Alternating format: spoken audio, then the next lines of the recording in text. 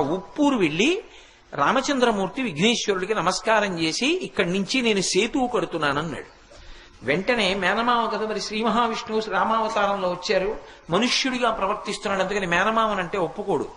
అందుకని విఘ్నేశ్వరుడు ప్రత్యక్షం అయ్యి అన్నాడు, ఇక్కడి నుంచి కట్టద్దు, ఇక్కడి నుంచి సేతువు కడితే చాలా దూరం అవుతుంది, ఇంతకన్నా కొంచెం దక్షిణంగా ముందుకు వెళ్ళి అక్కడి నుంచి సేతువు కట్టు, కడితే ఇది తిన్నగా లంకాపట్టణంలో రావణాసురుడి అంతఃపురం ముందుకెడుతుంది, నీకు కష్టం తగ్గుతుంది, దూరం తగ్గుతుంది, లంకాపట్టణం యొక్క కీలకమైన ప్రాంతానికి సేతువు చేరుతుంది, అందుకని అక్కడి నుంచి సేతువు కట్టన్నాడు. అక్కడి నుంచి రాముడు సేతువు కట్టి ప్రయాణం చేసి వెళ్ళాడు. కానీ విఘ్నేశ్వరుడికి తర్వాత దేవాలయం కడదామని ఎందరో ప్రయత్నించారు. కానీ అక్కడ గుడి కడదామన్నా, గోడ కడదామన్నా, తలుపు పెడదామన్నా ఆయన ఒప్పుకోడు, విఘ్నం వస్తుంది. ఎందుకని అంటే చాలా మందికి కలలో కనపడి చెప్పాడు, నా